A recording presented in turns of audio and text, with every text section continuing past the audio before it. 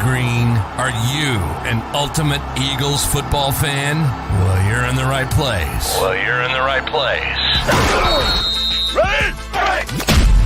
This is Birds 365, hosted by the new Mac and Mac, Jody McDonald and John McMullen. Here we go!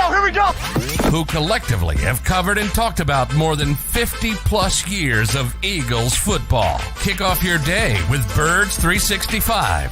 You'll get debate. We love to argue. You'll get the real story from inside the locker room. And you'll hear from some of the great football minds from around the region. You're about to become an Eagles insider.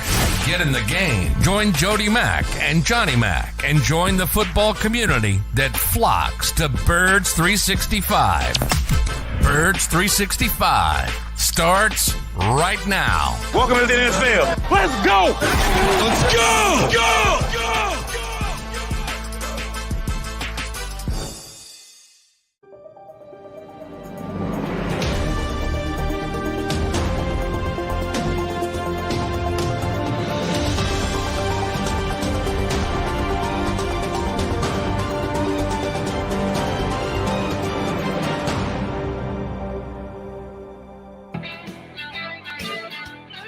And a good walkthrough Wednesday, Eagle Nation. You've got your Birds 365 duo, Mac and Mac, here hanging with you, John McMullen and Jody McDonald.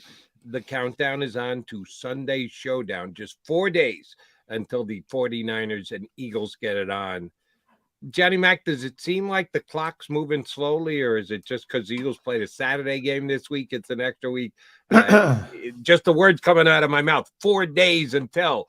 It feels like they should play in about 20 minutes.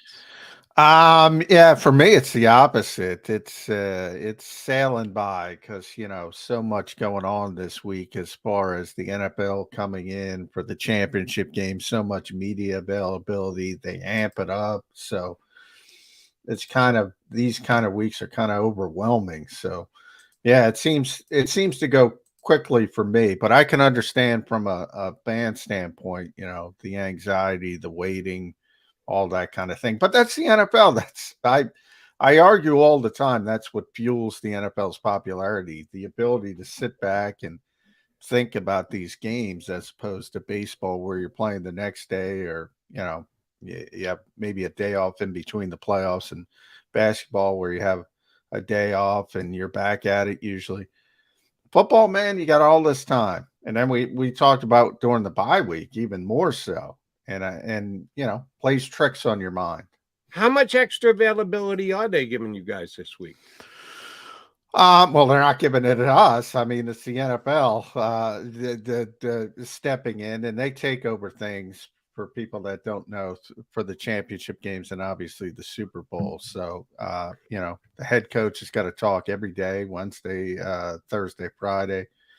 Jalen Hurts is going to talk twice this week. They're going to put players up at the podium, which they occasionally they do, but typically don't do. And that's all NFL driven.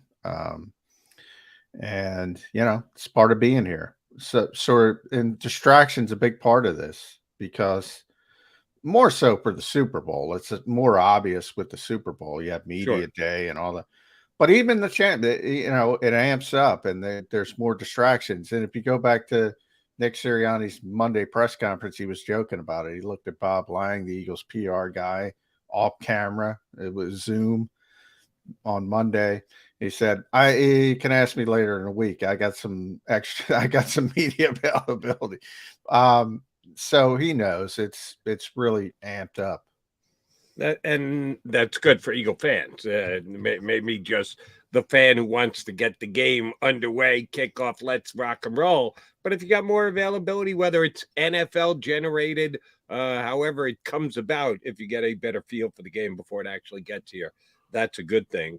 You got it with the coordinators yesterday. Happy Tuesday with both your DC and your OC here in Philadelphia.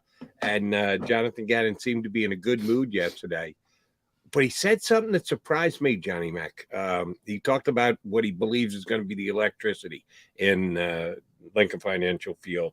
And compared it favorably to Minnesota, which is an indoor stadium where he coached before he got here and was there for the Minneapolis Miracle, and said, oh, the link can be just as electric as that, which was, I thought, pretty high praise and a compliment. And he expects it to be just that on Sunday for the showdown against the Vikings. But he also said he doesn't think it'll be any more so for a rookie quarterback like Brock Purdy than any other quarterback coming in. Yeah. That's kind of one of the things I think the Eagles need to be banking on, that the unbelievable crowd, the loudest crowd that Brock Purdy's ever going to have played to get in front of, will be 98% against him. So Minnesota, 2% of the tickets. San Francisco, 2% of the tickets. That's kind of what I'm leaning on as to one of the reasons why the Eagles are going to win this game. And JG just kind of poo-pooed that yesterday. Yeah, he did. He can't. I wouldn't worry about that, Jody. That's sort of podium John Gannon versus non-podium John Gannon. I've talked about the Minnesota game with JG a lot over the years. He knew they were cooked. He knew they were cooked before they came into that environment.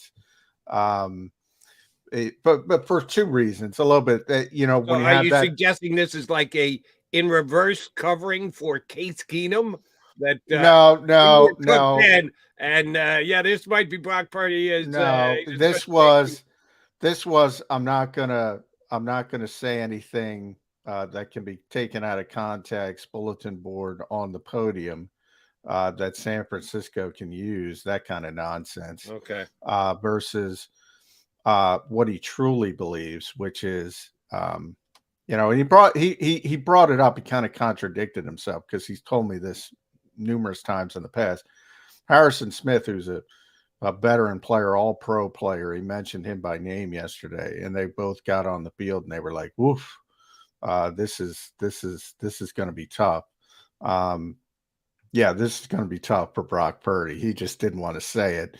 And, that's one of the reasons why, I'm in this existential crisis myself trying to pick this game because, all year I've said San Francisco is the best team. My whole thought process was Trey Lance would give him a little bit more than Jimmy Garoppolo. That's why I picked him to go to the Super Bowl. Turns out it was correct, but it was the wrong player. Brock Purdy's given him a little bit more than Jimmy Garoppolo. And they are where they are. And if this game were in San Francisco, it wouldn't be that difficult for me. But the fact that it is in Philadelphia, this is the closest thing in modern times you're going to get to the Roman Coliseum. These people are vicious and they are unrelenting. And I don't think Brock Purdy's going to handle it well, to be perfectly honest. And that's why I'm seriously debating taking the Eagles. I don't know how he survives it, to be honest. And Eagle fans, and survive it, I mean, on the field, right, not off the field. I get what you're saying. And I'm not predicting and projecting this, but I'm just getting John's read on it. Because again, you're truly doesn't get down to the games. I need to be here to be able to watch a bunch of games for my CBS show that I do on Sunday night. So I'm judging the crowd and the way that it plays via my TV. John's got a much better read on it because he's right there at the game every game. The Saints game this year, where the Saints were able to move the ball up and down the field against the Eagles. I know it was a Gardner game, Minshew game, not a Hurts game, but that was a game that the Eagles didn't control at home. Let's be honest, got outplayed at home. They lost the game fair and square. It wasn't like, oh my God, the ref screwed them or a bad bounce went against them that day. They got outplayed by a team below 500.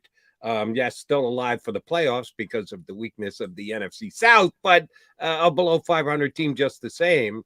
And I'm sure that the game started on a fever pitch because, again, it was a game that if the Eagles won, they knew they lacked up the division and home field advantage throughout, and they didn't get it. How much did the air come out of the stadium that day? Well, a couple things. It does. And one of the things that's, I point out about Eagles fans, I just pointed out one of the good things. One of the bad things is if you're not playing well, um, they will turn on you pretty quickly. So, you know, 3 3 and outs, 4 3 and outs. All of a sudden you hear the boos for the home team. So there's no doubt getting off to a good start is paramount for San Francisco, whether they're on the field offensively or defensively. You can take the air out of the stadium. We were talking to somebody about that. I forget if you remember. There's certain places, Kansas City, Seattle, um, they're more forgiving of the home team, and they'll keep it up pretty much throughout the game, even if their team isn't performing the way they're expected to play. So from that standpoint, yeah, I mean, you could turn it a little bit, but I can't compare any regular season game to any playoff game at the Lake. There's a different energy. There's a different, they amp it up even further. And we said 5 years to the day, 38-7, 38-7. Now, what you really want to go back to is the Atlanta game.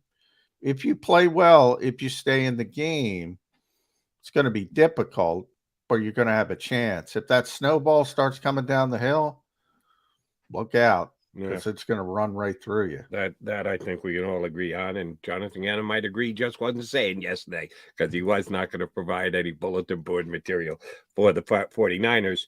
And another thing that I think is kind of worked against the Eagles here is Mother Nature. Again, I keep checking the 5-day, first a 7-day forecast, now the 5-day forecast. It looks like kickoff, it's going to be 50 degrees, Johnny Mac. Late January, and it's going to be 50 degrees. No chance with precipitation at all. You're hoping at this time of the year, if you are a cold weather team, which the Eagles certainly are, Northeast, as compared to a California team coming in, that maybe you can get a little advantage in the conditions. Doesn't always work that way because Buffalo got the snow that they wanted last week. Didn't help them a little bit against Buffalo. But if you've got the chance, you hope that that's the case since you really have no control over it. Looks like it's going to be perfect California football weather for January this Sunday against the Eagles. Mother Nature does not look like she's going to do the Birds a favor. Yeah, and I don't know if that's that big of a deal with this matchup. To me, that's more important if you're playing like a dome team that's built for their home field and built for the fast track and maybe you slow them down a little bit. San Francisco's it's Northern California. It's not Southern California. It's outdoors. Not that they have bad weather. I was going to say, I don't think they get a lot of snow in San Francisco these days. But they're built different. They're a physical team. That stats out there that I don't know. It's some weird teams that play San Francisco are like ridiculously bad the week after. The thought process being because they got beaten up a little bit. I don't think that matters as much in this matchup. Now, if it were, Minnesota coming in, a dome team like it was in 2018, then I think it has a bigger effect. And the Eagles have good playmakers. The 49ers have good playmakers. I just don't think it's going to be that relevant either way. If it were a good day, if it were a bad day. Who would you say is the better speed team? San Francisco. I mean, they have more of manufactured touch players. So it's not even necessarily speed as much as footing. They're the team that's the yards after catch team. Not that the Eagles are bad at it. I mean, AJ's great at it, but AJ's usually so physical. He's carrying people. Dallas Goedert's so physical. He's carrying people. Yep. They're more, juking and jibing and eyewash and that kind of stuff. San Francisco with their playmakers. So a little bit, I would say, they're the little bit more. If you were in a dome, if it were in the Super Bowl, if it were in a dome stadium, neutral field, they probably have a slight advantage, but not big. And that's what I'm getting at. And again, not a big advantage. I'm with you on that. It could have been worse for the 49ers. They could have been coming in here to a slick field and 28 degrees and maybe even some precipitation, which could have slowed down their faster running offense. And it looks like that's not going to happen on Sunday. So I think that's a break that hasn't happened yet, but it's not going to happen for the Eagles on Sunday. All right, Jody Mac, Johnny Mac, we are the Mac and Mac guys. We got two good Eagles specific guests for you today. The first up is going to be our bud Mike Gill from down the shore, the Sports Pass 97.3 ESPN. He joins us each and every single Wednesday. He'll join us coming up next. And then a little bit later, Jimmy Kempski, our buddy from PhillyVoice.com, one of the best Eagle beat guys, does it day in and day out. I said, Kempski, we need you. It's championship week. He said, all right, I'm in for Wednesday. So hour number 2, Jimmy Kempski going to join us. First up, though, Mike Gill from the Sports Bash down the shore. Going to jump in with Mac and Mac on Birds 365.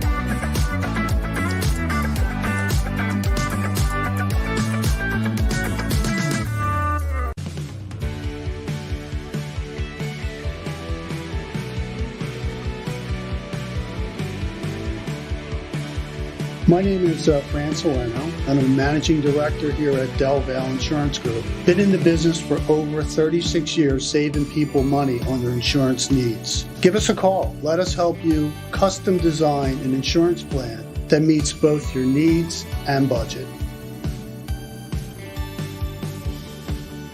Since 1977, it's always been about you, the community, at Rafferty Subaru. And through the Subaru Love Promise, we prove we care by supporting charities like So Good Now. So Good Now helps kids in under-resourced areas by connecting them with student athletes to serve as mentors. We remove barriers so athletes can help youth in the corners of our communities where light and love are needed most.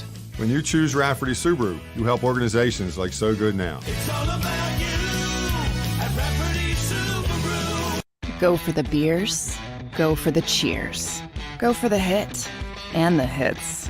Go for the scene. Go for the screens. Go for the gallery. Go for the win. Go to Ocean. We all know that taxes are just part of life. It's true during our working years, but also in retirement.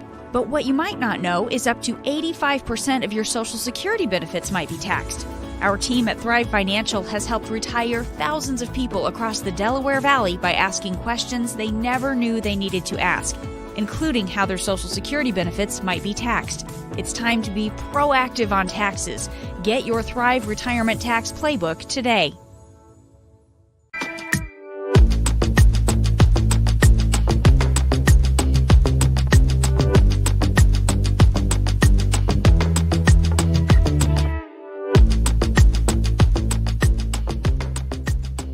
Post-game show with Seth Joyner. I knew that they had a running game. Derek Gunn. He has put in the effort. Devin Caney. Had we not won the Super Bowl, what would we be saying? And Mike Missinelli. Well, you know who Philly is. Post-game, now streaming on the 6ABC family of apps.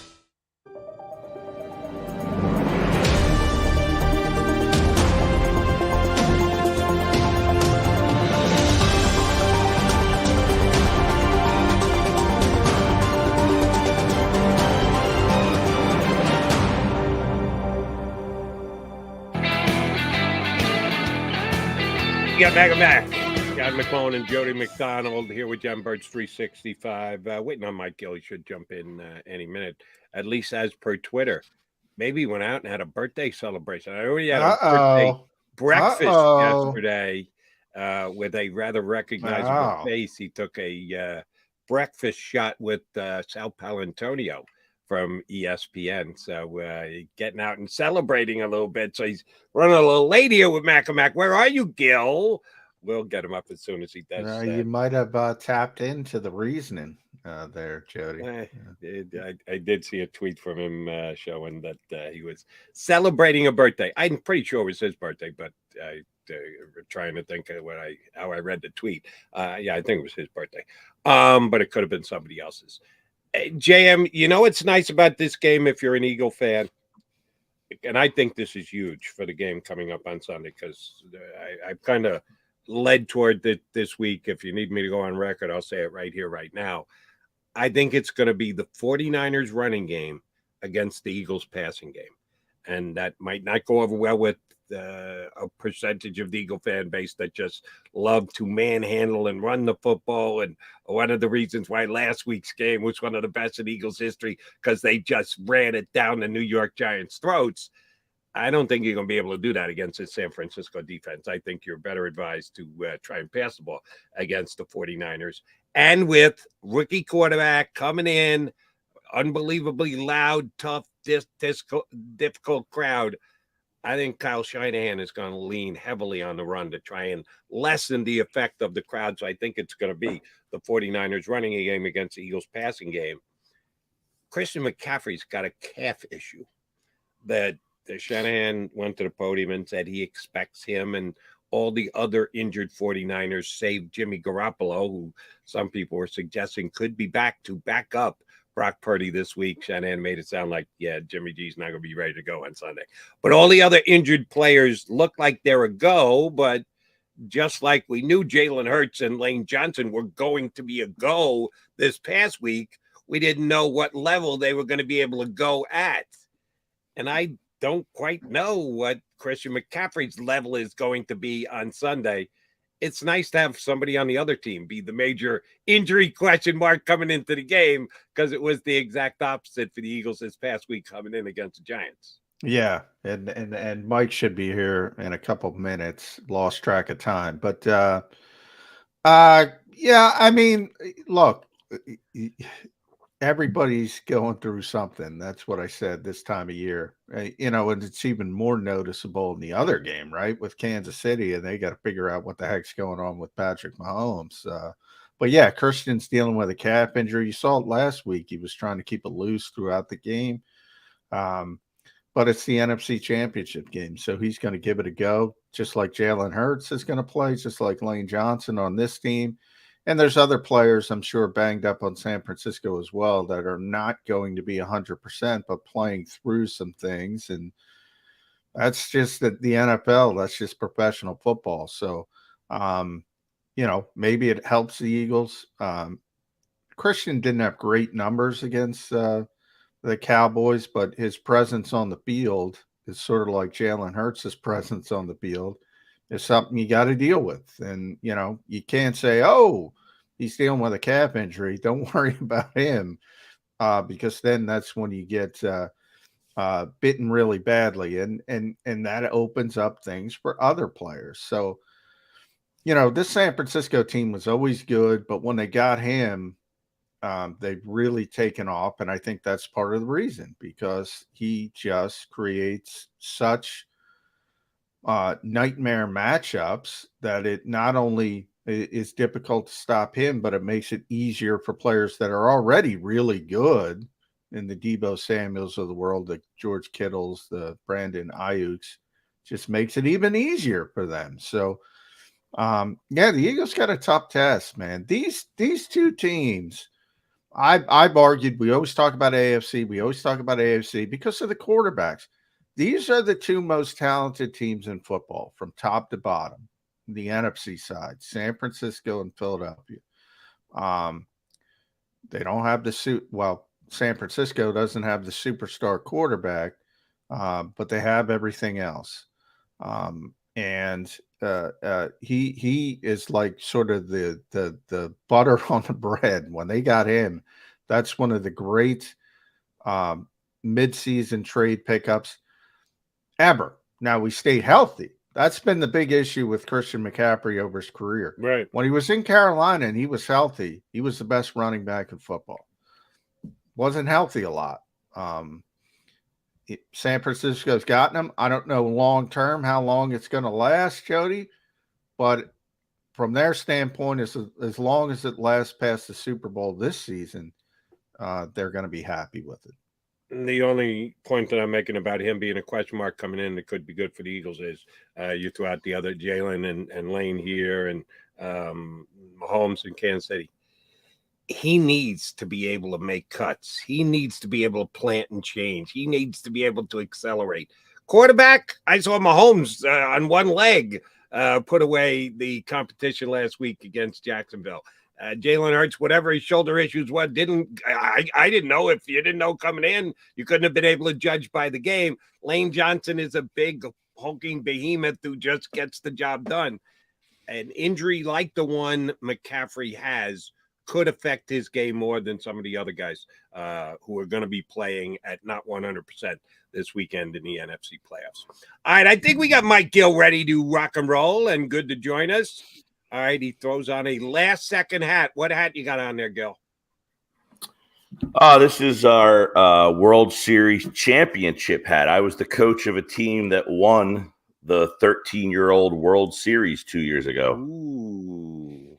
All right, nice. So you know, Mike, and belated happy birthday. We assumed you tied one on last night, and that's why you're a little bit late. But what you know, championship. I actually had a doctor's appointment that I was getting ready. All right, yeah, all right. That's what we're gonna go with. We know the truth. Yeah, I have a doctor's appointment that I was ready to start getting ready for. And I was just like, we talked about it yesterday. I don't know what day it is. Yeah, I don't know what day. I'm at we got Mike in and out. Dinner last night. I was having my birthday dinner. Tone. I was having my birthday bring Mike dinner down last and see if night. we can get him back. And the phone rang, and it was a radio station in Oregon. Yeah, you are, Mike. We're gonna drop your line for a second and then try and reestablish because we're getting about every third or fourth word that you're saying. So, Tone, why don't you go ahead, drop Mike, ask him to relog back in and be able to punch him up? Because did you understand what he was saying? No, I was getting like once, same as you, once every 4 words or something. No. I did hear something about Oregon, but Mike's right. Yeah. Because I'm on Mike's show all the time in the afternoon. I don't know what day it is half the time, especially when they move it around the calendar. So, yeah, I know that pain. And we almost fooled Jonathan Gannon yesterday because, we always says Happy Tuesday. And we're like, what day is this? We almost fooled him because they had the Saturday game before. Yeah, you get in this mock, Jody. You have no idea what day it is, but right, Mike? It was a Happy Tuesday yesterday, and we've got Gill Wednesday here on Birds 365, and it looks like we got a better connection with him.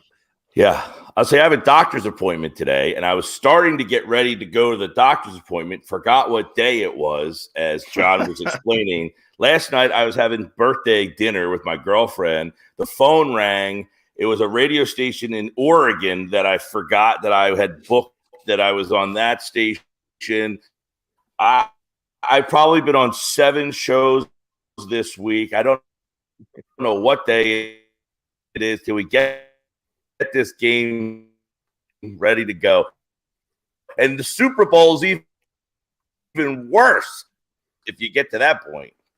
Yeah. Are you going to the Super Bowl? If the Eagles, obviously, if the Eagles win, but if they don't win, are you going either way? Yeah, I'll be out there regardless if the Eagles make it or not. I'll be doing shows Wednesday, Thursday, Friday from Arizona. Radio Row at the Super Bowl. Mike Gill. So hopefully the Eagles will be there for you. A little more interest if they make it. One of the things Jonathan Gannon was talking about going back to the 2018 championship game, because he was here as a member of the Vikings coaching staff. and he remarked how difficult the environment was. And I was here, and I can back him up there. But then I asked him later in the same press conference, is that more difficult on a young quarterback like Brock Purdy?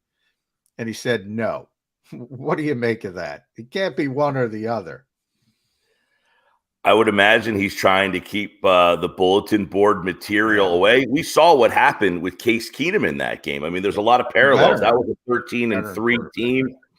Right, that's a 13-3 team. Keenum was having a great year, and he became Case Keenum in that moment. Look, if Purdy makes the Super Bowl, he would be the first rookie quarterback to ever win this game.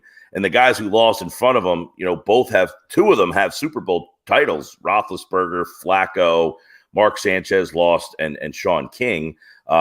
So this is something that would continue this unbelievable story for Purdy. If he wins, he would be the first player to ever win as a rookie in this game. He would also be the second least amount of starts in his career.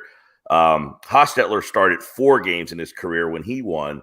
Purdy has 5 career starts in the regular season leading into this. So what he would do to win this game, it would be historic. And we've seen some things in this town that we're like, are you kidding me? Brad Johnson won a game here. Jake Delhomme won a game here. Those guys weren't top of the level quarterback. So I'd hate to see Brock Purdy make history, but John Gannon, I think, is trying to keep the bulletin material to a minimum. Agreed. And 2 of the winners this week were the Iowa State program and the Oklahoma program. And Oklahoma doesn't usually need help, but it seems these days like they could use a little bit of a helping hand. That whole Brock Purdy Jalen Hurts showdown game is getting not only Philadelphia coverage, but national coverage as well. When these 2 guys matched up back in college 4 years ago, does it really have anything to do with the game between the 49ers and the Eagles this week?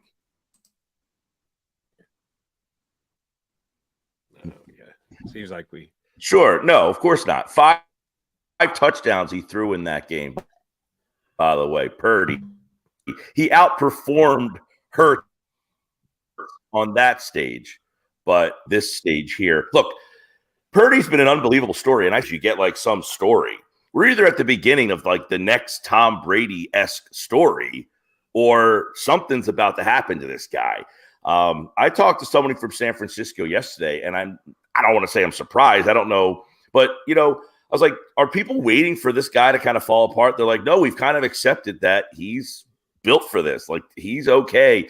Some guys are just unflappable. I don't know that he's unflappable to the point that he can win this game. I think Shanahan does a good enough job picking his spots with him, because they don't need the offense to win them games. Their defense keeps them in it. And then every once in a while, he'll say, you got to make a play. He makes that throw to Kittle. He makes a rip on a 3rd down to somebody to keep a drive alive. I think it was to Ayuk. I mean, he made a throw to Jennings across the middle. He doesn't do a whole heck of a lot, but he just does enough. He doesn't make mistakes, and the defense keeps them in the game. So, no, I don't expect that game to have any his stats will not resemble that game. If he throws for 5 touchdowns at the end of the day, that would be an epic. Then JG deserves the criticism he's going to get if that happens. But 42-41, I'm going under on that one. I don't think it's going to be 42-41. Although sometimes I think the NFL's turning into Big 12 football, but not with these 2 teams, not yet at least. And you mentioned Brock Purdy. I do think it's an interesting, sort of West Coast, East Coast comparison. And I kind of talked about it with some home field advantages. And JG mentioned Kansas City yesterday, mentioned Seattle, he mentioned Minnesota, all really loud buildings, where the fans are a little bit, what adjective should we use? Nicer, maybe a little bit nicer. And they're going to back the home team even if they're playing poorly. Whereas here in Philadelphia, it's more of, you better show up, you better play, you better perform. And I think that's the case when you bring up Brock Purdy and the people of San Francisco being behind him.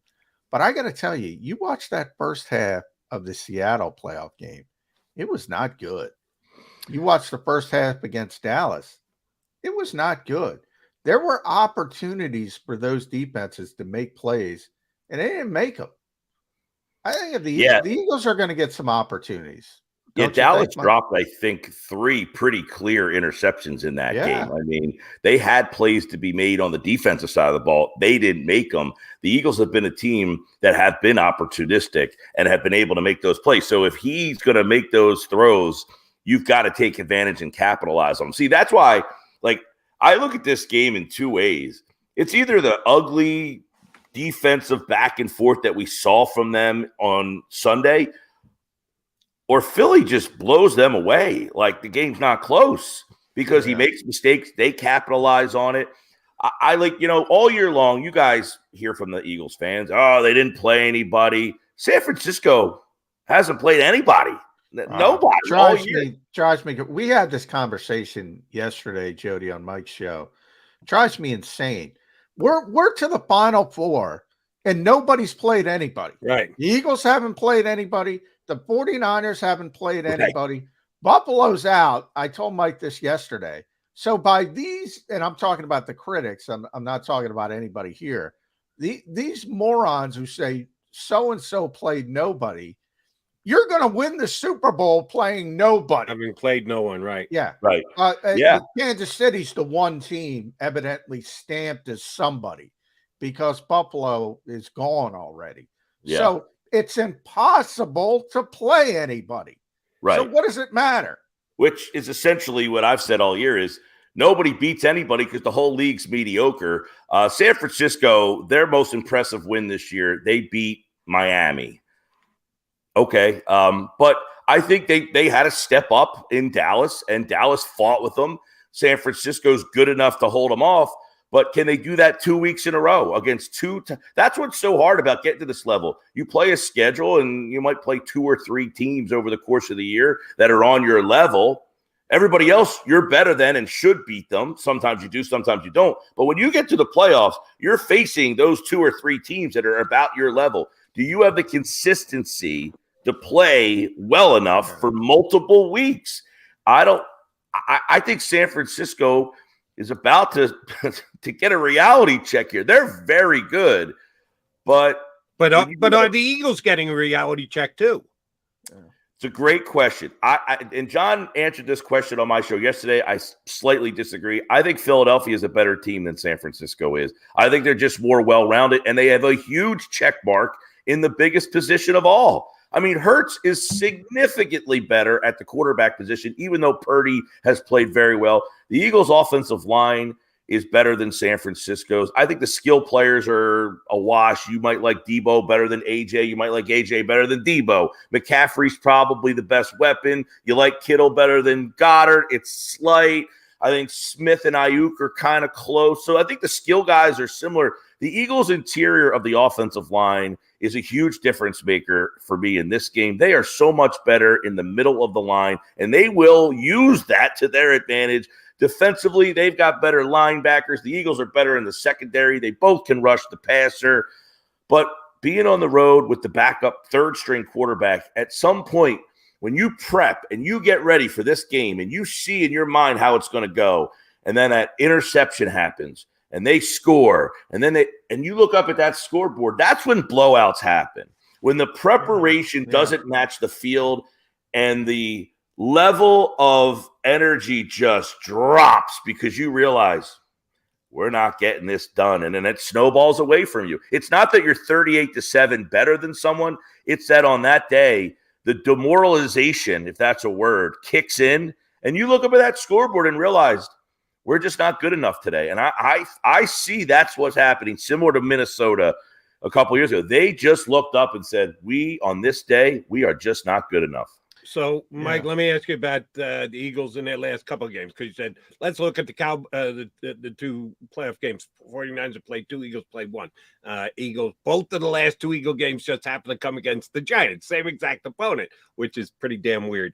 That last regular season game against the Giants, Eagles had a chance for at least 3 interceptions, if not 4, over the course of the game. You're going to point to, hey, Purdy got lucky that he didn't get picked all those times against San Francisco. Well, the Eagles had a chance to be lucky against the Giants in that last regular season game. Came up with no interceptions. They did get one. Bradbury got the one last week in the more important game. But the Eagles were runaway leaders in the plus-minus battle in the NFL for the first half of the season. Not only did they fall out of first, they were surpassed by the 49ers, who were the number 1 plus-minus team in the National Football League. If you come into this game, other than the Eagles are home, what would make you think the Eagles are going to get the big turnover in this game? Well, there is some element to what you're saying is that, that last game they had opportunities, but I feel like, and look, they needed to win that last game, but there was still that element. Interceptions would have been a major leg up in winning that game, making it. Oh, yeah. I'm saying I still feel like there was an element those last 3 weeks of human nature kind of kicking in, and we're kind of coasting to the finish line, and we're ready for the playoffs. The intensity of a playoff game as opposed to playing New Orleans or New York in those last 2 games, I think is just different, as we saw. Look, we talk about this all the time, and I am completely on the other side.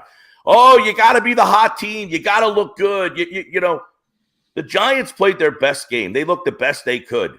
The Eagles haven't played a good game since week 14.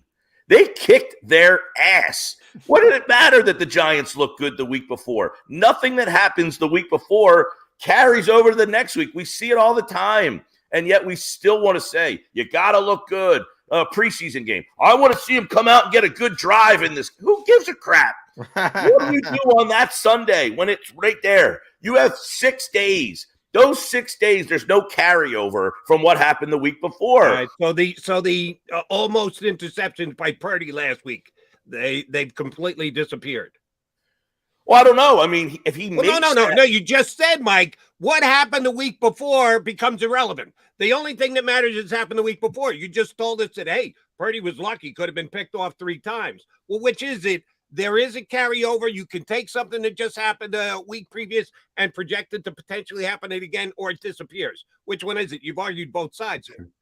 Well, I'm saying if he makes those throws again, I don't know that he will. If he throws the ball and it is off target and you have an opportunity to make an interception, you got to make the play. You don't know that play is going to be afforded to you. But when it comes your way, you better make it just because he did it 3 times. Look, Dak Prescott made 2 terrible throws last week. Against Philadelphia, he didn't make those throws. He made them all perfectly. Yeah. He stood in there and made every throw. You can't account for what's going to happen, but when the moment comes to you, are you big enough to stand up in the moment? And that's what makes a great team is that, hey, I don't know when it's going to be my turn, but if that guy makes a mistake, like James Bradbury last week, the mistake was made and he read his keys, he was prepared, and he made the play.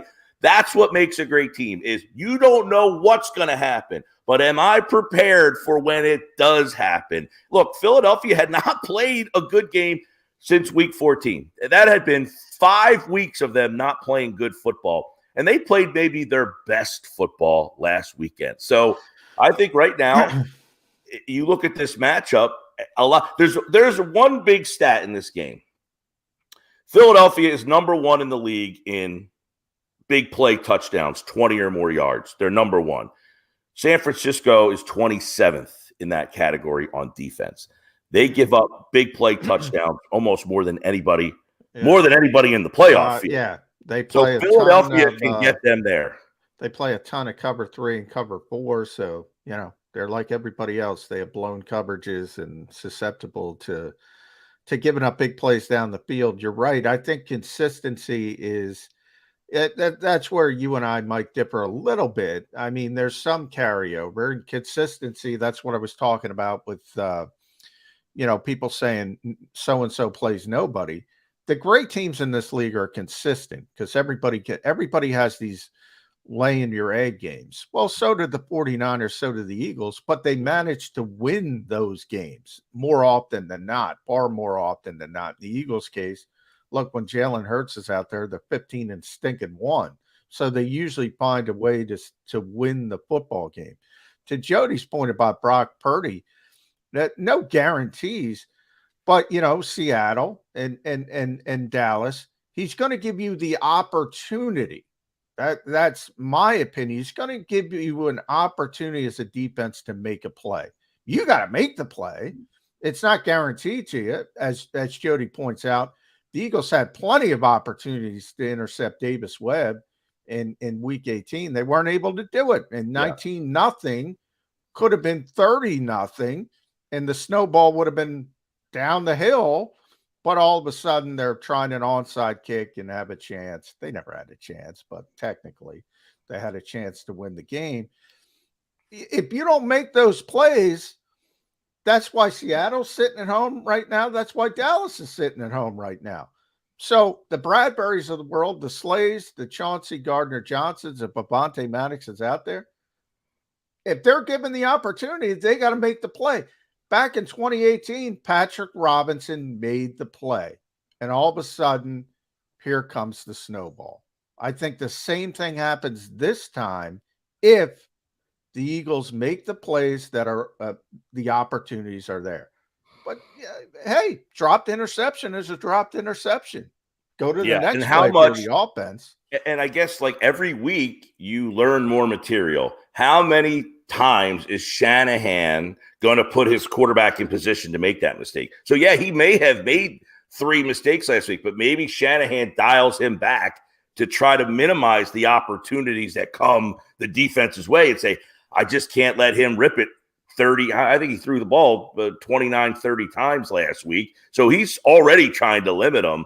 Is he going to dial that back to 25? Is he going to make it 21? Yeah, he did it with Jimmy when they made the Super Bowl against Kansas City.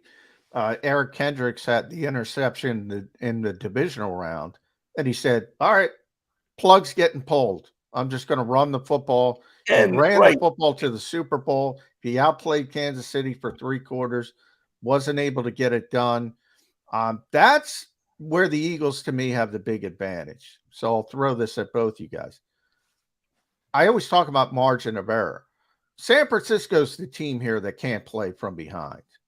If they're down 10 points, they're done. They're cooked. That, to me, is the biggest advantage the Eagles have in this game. Both your thoughts on that.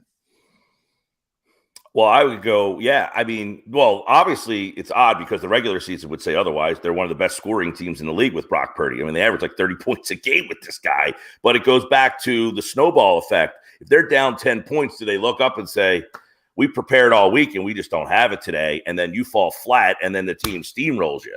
That's where that lopsided, you see that so much in these championship games where you're like, man, that game we were so highly anticipating. It was a blowout. What happened?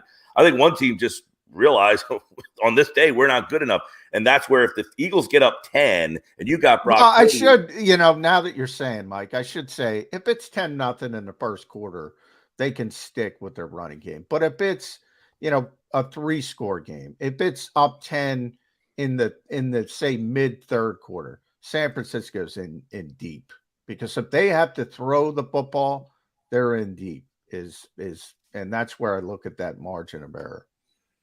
I think the game that Shanahan wants to repeat is the championship game against Green Bay the year they went to the Super Bowl. Jimmy Garoppolo threw it 8 times. Yep. 8. That's the Kendricks year I was talking about. Right, but you talked about the Super Bowl. I'm talking about the championship game. Yeah. Mostert ran it 29 times. Yeah. Garoppolo threw it 8. Yeah. That's what I think San Francisco would like to do. I have never seen an exact moment where you could see it was such a bad interception, and people go on YouTube and watch it. It was at Eric Kendricks of Minnesota. It was such a bad interception in the divisional round. Kyle Shanahan said, I'm done. He literally pulled the plug at that minute and said, we're going to run this thing. And he ran it to win that game, to close out that game. And as Jody points out, he didn't throw it at all in the championship game. And they still made it to the Super Bowl. And those guys, watch film all day. Are they watching the film of that game and seeing, look, the Dallas secondary is, Diggs makes plays, but he can be beat. But the other side, nothing special over there at all. We know that. Are they watching film and saying, man, we couldn't even beat these guys Philadelphia is a different animal. We can't throw the ball 29 times. I mean, what are we going to do here? So do you see Debo jet sweeping, carrying the ball a lot more? How do they get McCaffrey involved? I think Kittle's a big factor in this game, how they kind of scheme him. I had a great conversation with Colin Thompson yesterday, who plays tight end with Carolina. They played against San Francisco, and he was watching the film of what they do with Kittle, and he's like, that's the thing. This guy goes off script. It's crazy. The way they run their offense, he might do something, but he just kind of does his own thing, and that's what makes him – he's such an improviser, Kittle, and that's what makes him so unique is that he'll supposed to be running a 7 route, and he says, you know what, that 7 route's not working. I'm just going to stop and, poster myself right here. How does Philadelphia – and I don't know, does Maddox play? Does he not play? If he does play, is he back in the slot? Do they like Chauncey Gardner-Johnson and what he's doing? Are they happy with the Blankenship thing right now? Do they not want to wreck that in this level of game with this kind of personnel? There's so much that I think Kittle brings to what Philadelphia has to think about defensively. Yeah, actually, he scares me more than Debo does coming into this game. If there's a receiver – yeah, I got to take Kittle over McCaffrey because McCaffrey's part of their receiving game. He's a big part of their receiving game. Yeah, Kittle scares me. If I know Chauncey Gardner, he just made the All-Pro team, the Pro Football Writers All-Pro All NFC team, which is pretty damn good considering he missed how many games, John? 6? Five games. Yeah. You missed 5 games and you still make All-Pro. That's damn impressive. Gardner-Johnson's had a great year. Kittle might be one of those guys he just can't match up against, though. Yeah, I'd agree with that. I mean, that's one of those where, there's certain players, and he's one of them. Here's a question for you guys that you don't see a team with linebackers generally every week. I mean, where you're like game planning your offense, thinking about linebackers. How does the Niners linebacking duo factor into the Eagles' offensive game plan? Because this is probably the best group of linebackers you're going to see, period. So how does that factor into what they do? It's funny. I was talking to one of the Eagles coaches yesterday, and he was just raving. I mean, raving about Fred Warner. Compared him to Luke Kuechly. And it's not just that he's a great linebacker and he's athletic and he can do all these things. You see him down there. They play cover 3. You see him down there 35 yards with tight ends down the field, stuck to him. So he's a tremendous athlete. But he brought up Kuechly because he knows what's coming. Like he knows he's the linebacker that calls out your play before you run the play. So yeah, he's a problem. And I think, Jalen Hurts, we've kind of gotten over that hump. All right, Jalen's fine. I think the zone read stuff is more important this week than certainly in the Giants game. The Eagles were going to beat the Giants. I mean, they were. Styles make fights. I said it all week. They're going to blow that team out. That team shouldn't be on the field with them. This is different. They need the zone read stuff because you can do everything right with the zone read stuff and still get beat by it because it's +1. It's +1. What that means is there's one more guy than you have that has to be accounted for. And if Jalen is 100%, which he's not going to be, but typical Jalen Hurts, it doesn't matter. If you do everything right, he could still make a big play. I think the zone read stuff is going to be bigger in this game than just the threat of it against the Giants because the Giants weren't capable of stopping it. Yeah, and one area I think it's going to be interesting. I know everybody's showing the play of Quez Watkins. The last time they played the Niners, I think he had like a 90-yard touchdown. I feel like Watkins – 91 yards, but he didn't score the touchdown. That's right. He didn't get in.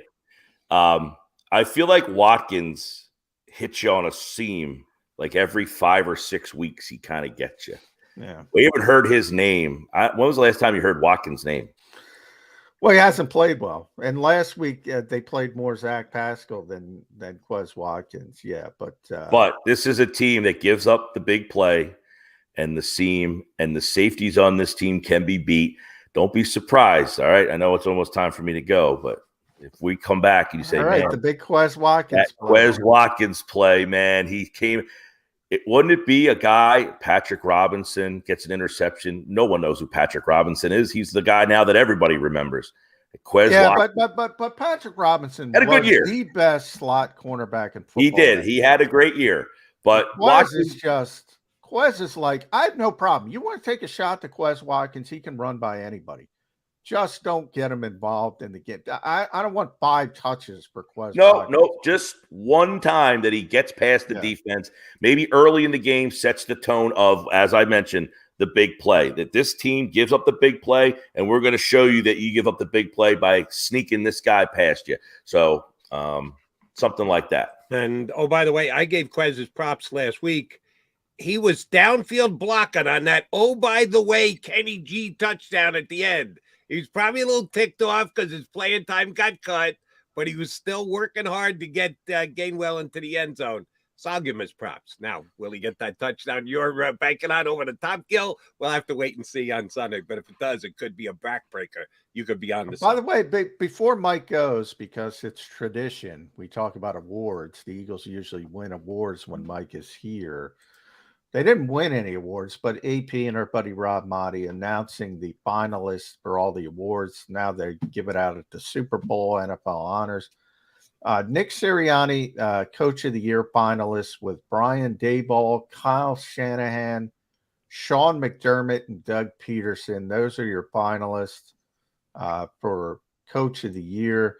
Assistant Coach of the Year, it's Lions Offensive Coordinator Ben Johnson, 49ers defensive coordinator DeMeco Ryans, and Eagles OC Shane Steichen. Shane Steichen, finalist for assistant. Your boy JG didn't make the cut for finalist. Did not make it. DeMeco Ryans did. Maybe this game, by the way, what we can make it along with the NFC Championship. We can make it for the Houston Texans job. Winner gets the Houston Texans job. DeMeco Ryans or Jonathan Gannon. See, and I'll stick to what I said here on Birds 365 about 4 weeks ago. If Houston's got a clue, it's not between Ryans and Gannon. It's between Ryans and Steichen because they need an offensive-minded head coach. Well, I will just add 2 cents on the whole head coaching thing. I love how teams and people think because you can design a defense or you're a good play caller that makes you qualified does to not be a head coach. You're hiring a scheme, you're doing it wrong. That's the cliche, and everybody does. Understood, but then let me put it to both of you two guys. What would you use as your criteria to hire a head coach? You had to be a head coach previously? Well, look, Nick Sirianni, by the way, I don't know. There was some cockamamie analytics that had Sirianni as the best under pressure coach in the league, and it wasn't close. In other words, he manages the clock. He uses the timeouts at the right time. He goes for it on 4th down when you're, a lot and makes it when you're supposed to, when he uses his time, all that stuff. To me, you could be a great schemer, call great defenses, call great plays, call great offenses. Do you know how to manage the clock? That's what kills these teams in the end. Yeah. In the end, you can call a great game. You can call a great game. You can call a flawless game. But if you can't manage the clock, you should have a guy standing next to you who's a mathematician wizard, and he's telling you how to manage the clock. Why would a guy who designs a great defense, why would we expect a guy who runs a great defense or offense know how to manage the clock? Why? Why do we think these guys are some mathematician wizards that know that Cowboys game was a travesty last week? Yeah, that and they Mike's couldn't the figure CEO out. coach, so That's what I'm saying. He's a CEO coach who doesn't have any business being in the CEO role because he doesn't know how to manage the clock. Yeah. Well, to answer Jody's question, my opinion is leadership and teaching ability is what makes great head coaches. So bottom line is you got to interview people, and you got to make decisions on those interviews and getting to know these people. Nobody knows anything, if we're being honest about head coaches or who can make this jump forward. Nobody knows anything. You got to get in there in the mud and figure out, who's a leader, who's a teacher. That's who I want. The first thing you do if you're the owner is you put up the last 2 minutes and 45 seconds of that Cowboy game and say, what would you do in this spot? I mean, that play, he gets sacked at 250. San Francisco gets the ball back at 2:05. They blew 45 seconds because they couldn't get the punt team on the field in a fast enough fashion. Yeah. You should have had look that at Mike McDaniel. And he had a chance to upset Buffalo, the biggest fraud in the NFL this year. He had a chance to upset Buffalo in Buffalo with a third-string quarterback, and he couldn't get a damn play call in to save his life because he's bogged down. He's too bogged down.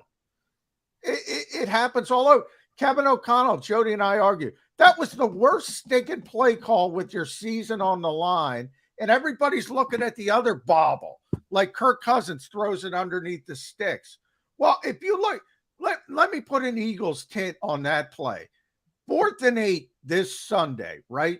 Season on the line for the Eagles. You're using A.J. Brown and Devontae Smith as clear routes for Quez Watkins and Dallas Goedert. Well, be fair. Make it Goddard. No, because Dallas Goedert's the safety valve. I'm saying that's what the Vikings did. They cleared out for their third receiver, and the tight end was the safety valve, T.J. Hawkinson, who's also a Pro Bowler. Goedert's better. So literally, Jody, you're using A.J. Brown, Justin Jefferson, Devontae Smith, Adam Thielen as clear outs for K.J. Osborne, Quez Watkins. Now, K.J.'s a little bit better than Quez. And T.J. Hawkinson is your safety valve, which would be Dallas Goedert. People would be incensed. It is the worst play call ever. Mike McDaniel, Kevin O'Connell, Mike McCarthy, Kyle Shanahan is awful at it. The Eagles have a huge advantage when it comes to game management.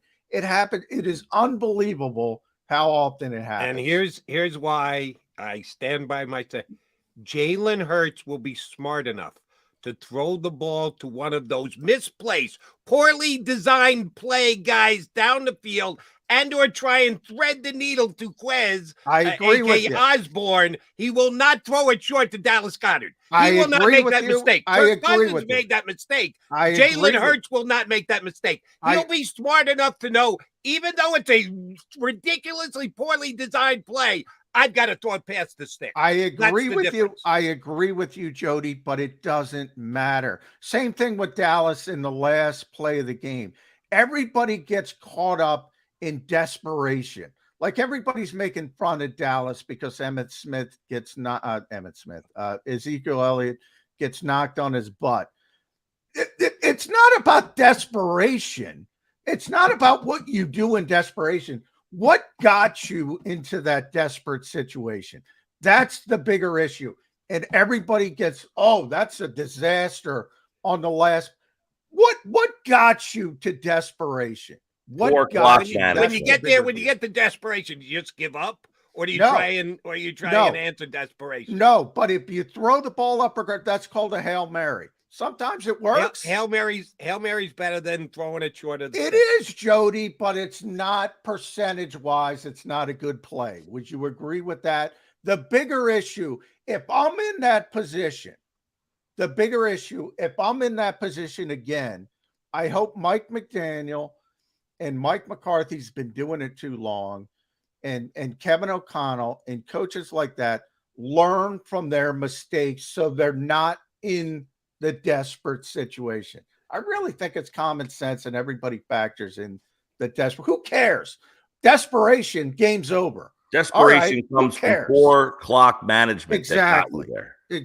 Right. But that you have to deal with desperation. When desperation stares you in the face, you got to deal with it and you got to make the play. That's like 5% of the problem. Right. 95% of the problem is the stupid stuff you did before that. That's my point. In the moment, though, it's more than 51%. You got to make the play. You got to shrink the world, and everything that came before it has to go by the wayside. Here's where we are: 4th and 8. We have to come up with a play that's getting us 9 yards. You're getting bogged down. And again, I'm talking about Mike McDaniel as well. I'm talking about Mike McCarthy as well, who's been doing this too long to make those kinds of mistakes. There is something in common with all these coaches. Not Mike. I put him off to the side because Mike is a CEO coach. He should know better. There's something in common with all these people. They're getting bogged down in the moment because they have too much on their plate. They have too much. I think we all agree on that one. But at some point, you have to now focus on the play. And Kirk Cousins didn't come close to getting it done. But Jody, my only point is you're narrow focusing on the end of the play. Correct. The least important part of the play. I'm just 100% wrong. Of course, it's the last play of the game. It's got to be the most important play.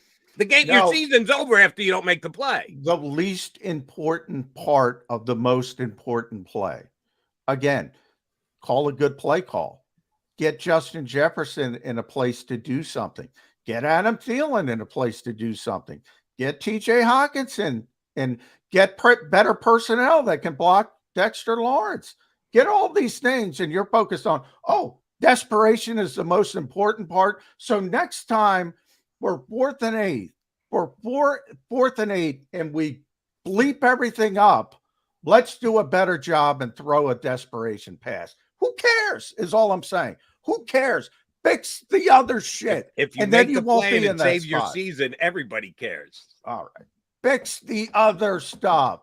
The important stuff. Yeah, if Dallas isn't 70 yards away. Yeah, they don't have to come up with the ridiculous thing. About if you're at least in the 30-yard range, you can take a shot at the end zone. But from 70 yards out, no matter what play you try, chances are it's going to fail.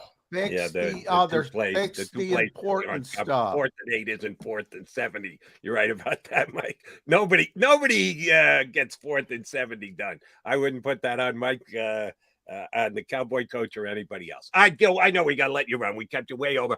Thank you much. You got to stay a little late because you got here a little early. Happy birthday, buddy. Hope you enjoy. All right, everybody. See you. And I hope everything's okay with the doctor. I should have meant, Mike, I hope you're okay. You're on Birds 365. McMullen and McDonald coming back here next.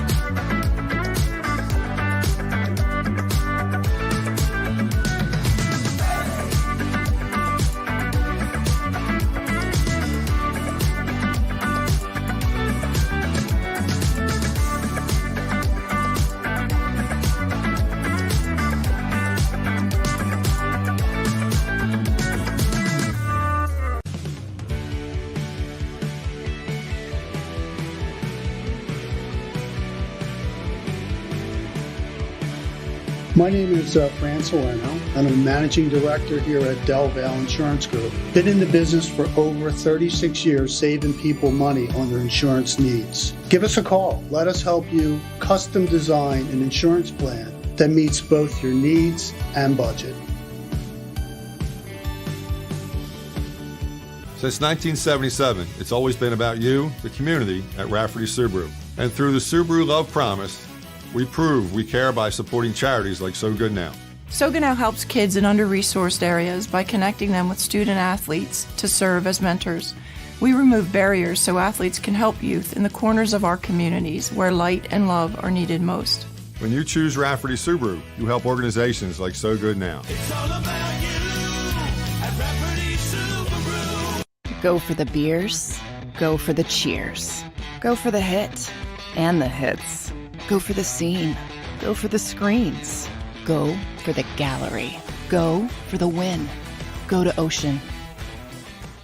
We all know that taxes are just part of life. It's true during our working years, but also in retirement. But what you might not know is up to 85% of your Social Security benefits might be taxed. Our team at Thrive Financial has helped retire thousands of people across the Delaware Valley by asking questions they never knew they needed to ask, including how their Social Security benefits might be taxed. It's time to be proactive on taxes. Get your Thrive Retirement Tax Playbook today.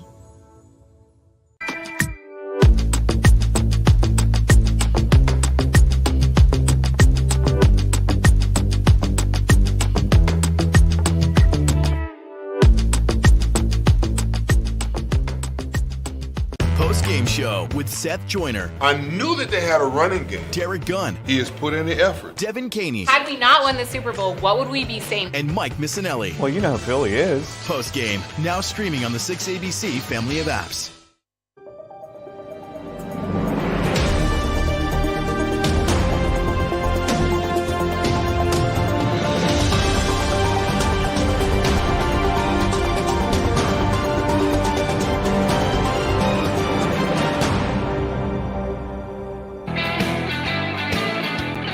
Appreciate you streaming on in here on Birds 365. Feel free to hit that like button, even if you're not as enthralled with me today, because I'm trying to keep it balanced in weighing the 49ers against the Eagles.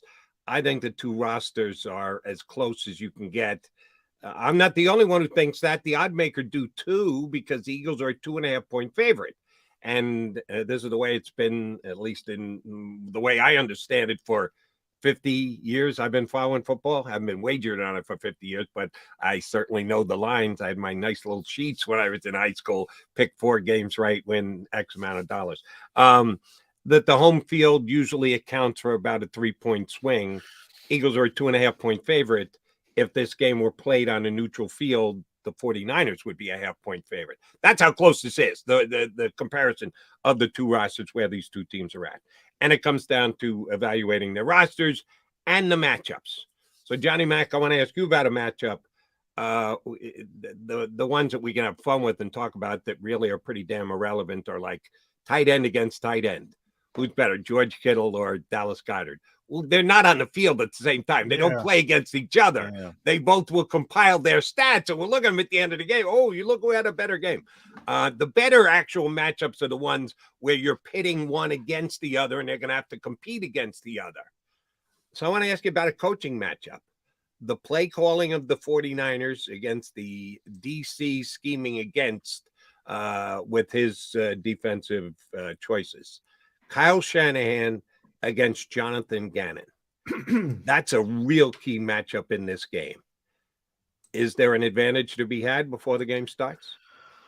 Yeah, I mean, you know how I feel about Kyle Shanahan. I mean, if he's not the best play caller, play schemer in the NFL, he's number 2 to Andy Reid. So I look at it in more of an encompassing thing, what we just kind of talked about before the break. I think the Eagles have an advantage as a whole because I think Kyle gets bogged down.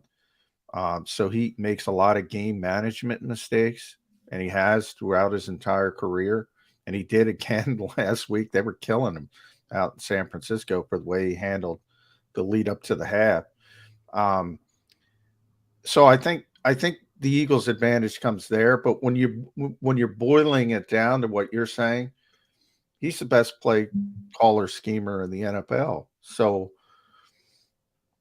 you know, in that sort of microcosm, yeah, I think he's got the advantage. But I think the Eagles have the advantage. You know, it's sort of like the left hand. The left hand's stronger than the right, than the Eagles' left hand, but the Eagles' right hand might slap him on the other side because he might make a mistake because he's too bogged down. That's been his history.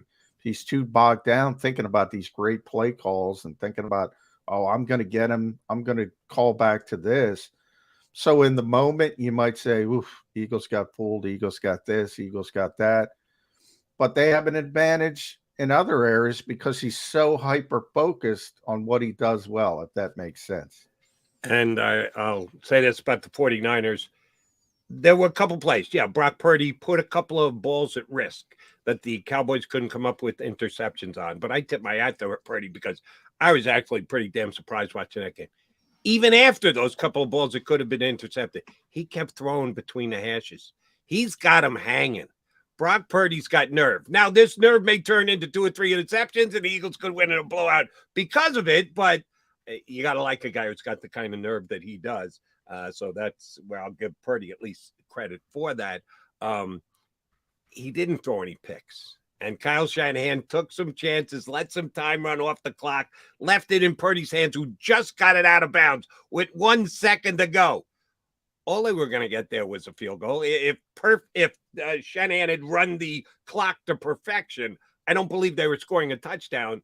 So they got what they needed. It might have been dicey. It might not have looked good. It might have been open for second guessing. But the bottom line is Gould went out and kicked the 50-yard field goal, and they got the 3 points they were supposed to. And Robbie's a tremendous kicker. We talked about that. That's an interesting matchup because you have two really consistent kickers. But yeah, I mean, that's what I mean. But the Kyle gets, criticized in San Francisco because it's not just that week. It's been pretty consistent throughout his career.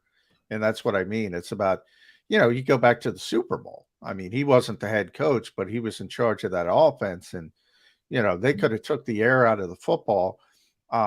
He's proven in the NFC Championship game in the divisional round that you were talking about, Jody. He's proven he can take the air out of the football. He knows, and he gave up that huge lead in the Super Bowl. A lot of that was on Kyle Shanahan. Obviously, not all of it. He's not even the head coach. But a lot of that was on Kyle Shanahan and not understanding the situation and scaling back. So, by the way, I got to do some show business on air as we talk about this. Jimmy Kempski, I don't know if you saw, can only do 20 minutes. So I want to alert you to that, Jody. And we're not going to go to break. So Tone, just pull up Jimmy when he gets here. Because he's slammed, as everyone slammed on NFC Championship week. But, it's been pretty consistent with him. That's why, look, and I talk about when we were talking about head coaching hirings and, you don't hire a scheme. But my opinion is leadership and teaching are the two traits that I would look for in a head coach. And that's different from being the best schemer. And Kyle's the best schemer. Is he the best coach? I don't think he's the best coach in this game. I think he's the best schemer. You're hanging it on his ability to manage a clock during a game. Do you think he's a good leader and a good teacher? Well, I'm not around him enough. I don't think that part's fair. So I think he's a good teacher. I don't know if he's a good leader. Obviously, if you can teach people to do what he does offensively, I think he's a good teacher. So that part of it, I think, is kind of self-evident. I don't know enough about him to know if he's a good leader. But, all you can do from afar is look at certain things. Like, I think Nick Sirianni is a good leader. I've been him around enough. And one of the reasons why I think he was a good leader is because of what he did. And there's a lot of ego when it comes to play calling. And a lot of these guys, and Doug Peterson is this way. And I've talked to this with Doug a lot.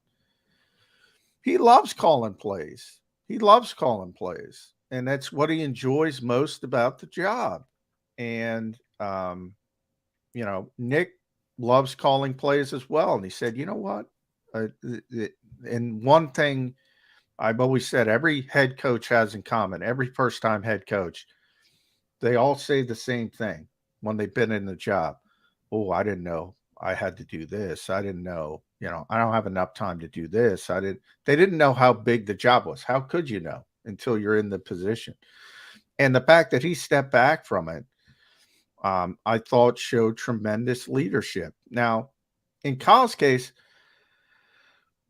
you can go about it different ways. You could say, all right, so-and-so is a good time management guy. Make sure he's in your ear at the end of the half, at the end of the game, and do what he says.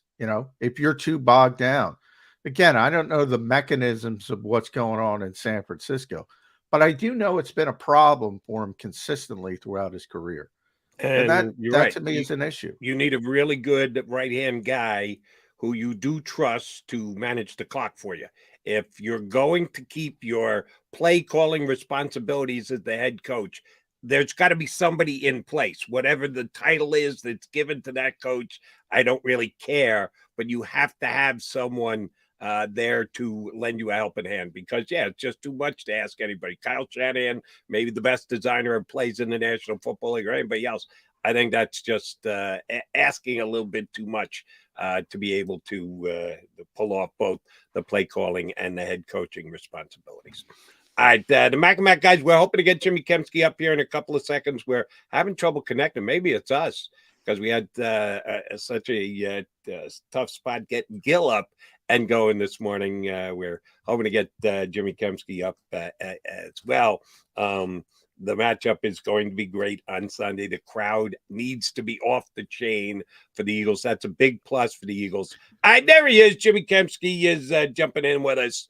JK, no, you got only a couple minutes you can spend with us today. So how loud is it going to be at Lincoln Financial Field on Sunday? Loud is the short answer. Yeah, I mean, when they played in the NFC Championship game after the 2017 season, I mean, that's the most. We lost Jimmy. Tell him. We'll see if we can get Jimmy back. But yeah, he was going to the 2018 NFC Championship game. Yeah, I mentioned that before. You know, when Patrick Robinson took that play back, I think a lot of people forget the Vikings had gone right down the field and scored. And they had the football again. They stopped the Eagles. And they had the football again. That was a third down. And all of a sudden, Chris Long had the big pass rush, turns into the interception, takes it home. And, you know, I talked about Kyle Shanahan. The moment you could see he took the air out of the football when Jimmy Garoppolo made a bad interception. Same thing with that moment. Like that moment, I could tell at that moment that they stole the heart. It was like Raiders of the Lost Ark for anybody when they pulled the heart out of Minnesota. That play just destroyed that team, and the Eagles went on and did. And now I'm not going to – Nick Foles was tremendous, and, you know, he was on point, and they played very well. But that's where the fans really had, like, you know, there's a lot of superstitions in the world, Jody, and fans will say, I got to wear my so-and-so jersey, or I got to do this to help the team win. None of that matters. But when you show up on Sunday and make that kind of noise, you can rattle players. And I think they rattled that team that day. Despite the fact that JG downplayed it yesterday, and you said for keeping away any bulletin board material. I think it's a key aspect of this game because in case you haven't figured it out, I've been impressed with Brock Purdy. His results are what they are. We reached the point of him being Mr. Irrelevant is now irrelevant. He's a guy who's won 7 straight games for the San Francisco 49ers, but he is just still 22 years old and has never faced this kind of crowd that he's going to face on Sunday. All right, is Jimmy, we know that Jimmy isn't connected via video. Is he there via audio? No, we're having some kind of a tough time getting Jimmy connected. All right, then here's what we're going to do, Tone. We're going to take a timeout here. We'll take a break, and we'll see if we get Jimmy connected. Even if it's just a short segment we do with Jimmy, so be it. But let's get a quick break in here, and we'll come back. It'll either be JM and I going straight to the top of the hour, or if we can, we'll get Kempski back up and connected. He's John McMullen. I'm Jody McDonald. We are Mac and Mac here on Birds 365.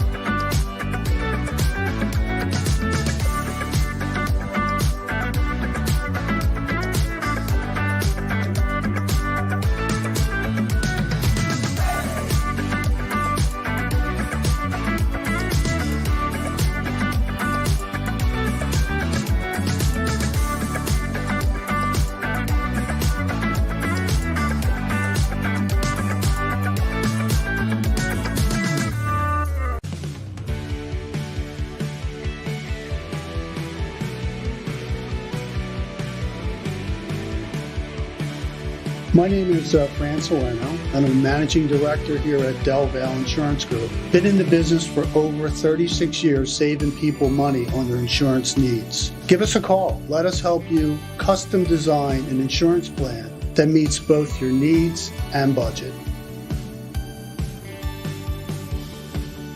Since 1977, it's always been about you, the community, at Rafferty Subaru. And through the Subaru Love Promise, we prove we care by supporting charities like So Good Now. So Good Now helps kids in under-resourced areas by connecting them with student athletes to serve as mentors. We remove barriers so athletes can help youth in the corners of our communities where light and love are needed most. When you choose Rafferty Subaru, you help organizations like So Good Now. It's all about you at Rafferty Subaru. Go for the beers, go for the cheers, go for the hit and the hits, go for the scene, go for the screens, go for the gallery, go for the win, go to Ocean. We all know that taxes are just part of life. It's true during our working years, but also in retirement. But what you might not know is up to 85% of your Social Security benefits might be taxed. Our team at Thrive Financial has helped retire thousands of people across the Delaware Valley by asking questions they never knew they needed to ask, including how their Social Security benefits might be taxed. It's time to be proactive on taxes. Get your Thrive Retirement Tax Playbook today.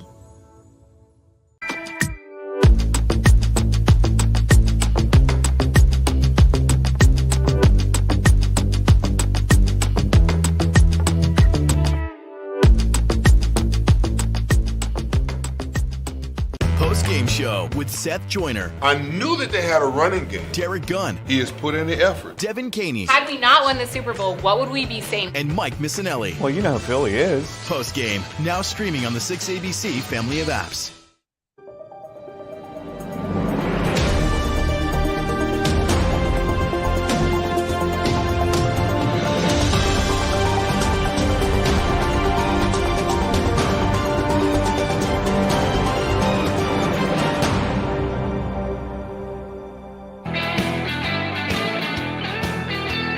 I'm calling and turning the phones here. We're having trouble with Jimmy Kempski's whatever device he's using to try and get on with the show. We just can't hold his connection. So I'm not sure if we're going to be able to get JK up or not. All right, John, I want to ask you something in reference to a call I got last night here on on WIP last night. It was an Eagle fan who was none too pleased with a Giant player from early in the game on Saturday, the first time Jalen Hurts ran the ball. He said that a Giants defensive back, he thought it was Julian Love, came flying in late to try and put a really hard lick on Jalen Hurts. He didn't get flagged for it. It wasn't a late hit. It wasn't a penalty type play, but he was trying to hit Jalen Hurts hard. And I said last night, we're talking about football here, right? That even though it's a less physical game than it was 5 years ago, 10 years ago, 15 years, it's still a tackling game. And I didn't think the play that he was referencing was an overly physical play, but that's the way he judged it. Do you think that's a factor this week? Do the 49ers specifically try and make sure that they not only take Jalen Hurts down, but take him down hard? I'll ask it of both you, McMullen, and I'll re-ask it if I have to for Jimmy Kempski, who we are lucky enough to be able to get there. It's a Christmas miracle. There you go. Very good, JK. So I'll quickly just repeat the question for you. First play, Jalen ran last week. Giant D-back flying in late, trying to make sure it was a hard hit on the play. 49ers do the same this week? To Jalen Hurts, even though he's a week more healthy? They hit you as hard as they can, no matter what. Yeah, it's a physical team. Yeah, I don't think you have to worry about them necessarily, targeting Jalen Hurts with physical tackling hits, whatever, because they just do that to everyone anyway. And certainly, as Jalen Hurts even said prior to the Giants game, there's a bounty on me every week, as there is for every other quarterback in the NFL. So, I mean, yeah, of course, and it's the playoffs too. If they can, get a big shot on Jalen Hurts, like any other team, they're going to take it, and they're going to try to get him out of the game. That's just. I mean, it sounds barbaric, but that's just the nature of the NFL. Yeah, exactly. He's right. And people know, the injuries there. So yeah, they're going to try to hit him hard. Hopefully within the rules, but they're going to try to get physical. And as Jimmy said, That's everybody, including Brock Purdy, by the way. And I want to get Jimmy Kempski's thought. Do you believe in Brock Purdy? Where are you with Brock Purdy? This is unbelievable. It's an unbelievable. You got to give him credit, but I just don't believe it. Yeah, he's made some nice plays, and he can extend plays and make off schedule plays. He's been good enough. Obviously, he's got a great team around him. Those skill position players are awesome. The offensive line is very good, but he's been very lucky with a lot of throws that he's made that have been way off target, that have found their way to the ground instead of in the arms of defenders. So he's been very lucky to avoid a lot of interceptions that could have been interceptions. And when does that luck run out? I thought it might run out against the Cowboys, who led the league in takeaways this year, as they did a year ago. I think they had 34 last year, 33 this year. They had a chance. Trayvon Diggs had one right in his stomach, and he dropped it. So the Eagles, when they get those opportunities, they have to make sure that they make the most of them, because he will throw it to the other team eventually. I'm with you. I don't totally buy this. I mean, we've seen people like comparing him to Tom Brady. Like, get the hell out of here with that nonsense. It's insanity. He's like, give him a credit. He's come in and he's done a great job as their number 3 quarterback, but he's certainly not on the level of any of the other 3 quarterbacks that remain in the playoffs. The guy I've compared him to, believe it or not, is Kurt Warner. Okay. I fielded those same exact calls in 1999. At some point, Cinderella's got to turn back into a pumpkin. Who the hell is Kurt Warner? He's an Arena League guy. And it didn't stop until they became the greatest show on turf and won the Super Bowl. But we'll see if that plays here. Jimmy, if Purdy's got a chance to throw a pick, which he surely does, but we're looking at what the team's achieved. Early in the year, the Eagles were runaway leaders in plus minus in the National Football League. Had built up a pretty big lead, as a matter of fact, but they gave it back, and the team that went by them is the 49ers. They're plus 13 for the year, best in the NFL. Eagles at plus 8, third. Not bad either, but not as good as the 49ers. Why do we believe the Eagles are the team that's more likely to get the big turnover in this game? The Niners are plus 3 in the playoffs as well. And you look at the Eagles' losses this season, they were -2 against Washington, I believe. They were -3 against Dallas. And then in the Saints game, I think it was even, but the pick six basically ended that game. Yep. Yeah. So, I don't necessarily know that the Eagles are going to be on the plus side of the turnover differential in this season. I think if they stalemate on that front, then that's a win. Because I think they're the more talented team. The 49ers live off these turnovers. And obviously, as you mentioned, they've done a good job not turning it over. I think they only have 17 turnovers on their own. So just 1 per game, which is, I think, 3rd in the NFL, or was during the regular season. So you mentioned the plus 13 on the season, plus 3 in the postseason. They just got to make sure they don't turn it over, which is like, that's not exactly A+ analysis. Like, don't turn the ball over. No kidding. But I think there are certain things that, you can prioritize. Well, that's what the Eagles prioritize, Jimmy. Sure. All they say is turnovers, explosive plays. Win those 2 battles, you win the game. You don't want to be fighting for extra yards against this team. Make sure you have the ball with 2 hands as runners. And I don't think you want to be sending Quez Watkins on precision routes that require him to be at an exact spot at an exact time.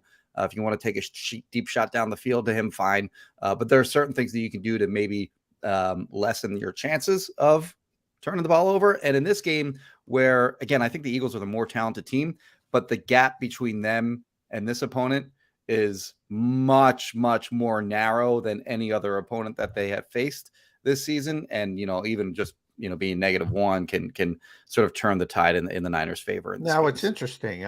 Because I'm of the belief that these are the 2 most talented teams in the NFL. I might be with you on that.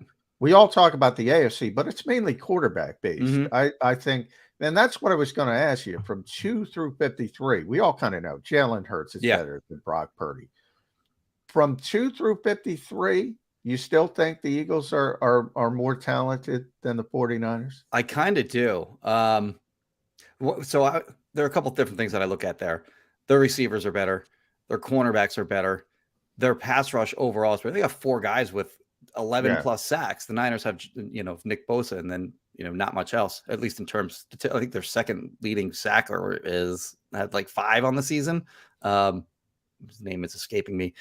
Fred Warner obviously is who got arrested for domestic violence. He might Amenahu, that's it. Yeah. Amenahu, Fred Warner is obviously a phenomenal player. In my mind, the best off-ball linebacker in the NFL. The Eagles aren't on that level with their linebacker. I mean, him and Dre Greenlaw are awesome. Like that's a great duo linebacker. Even their third linebacker is pretty good. Al Shahir, he's pretty good as well. So they're loaded at linebacker. But you still think the Eagles are better? Yeah, and I'll give the Eagles the edge on the offensive line too. So I have the Eagles better offensive line, better defensive line, better wide receivers, better cornerbacks. So like it's a pretty it's a pretty big advantage. I'll give the Niners an advantage, a very clear advantage at running back. It's close at tight end, but Kittle's better than Goddard in my opinion, and then linebacker there's a big advantage for the Niners. So I actually do think that the Eagles have the better roster, quarterbacks aside, and then I also think the quarterback is substantially better than Brock Purdy. JK, one matchup that you always hope it doesn't come down to, at least most football fans don't, is kicker. Now, it's Jake Elliott's home field. The home field advantage should come into kicking too. You know it better than the other guy, but Robbie Gould never misses. Is there a kicking advantage in this game? Yeah, I think it's even. Yeah, they're both really good kickers. As far as special teams overall, Brett Kern finally had a good game. I thought, up until that Giants game, he was pretty shaky, but he had a good game against the Giants, pinned him, deep. Actually, I think inside the 10, maybe even 3 times. Definitely inside the 20 3 times. So yeah, I don't know that there's necessarily a huge advantage special teams wise for either team.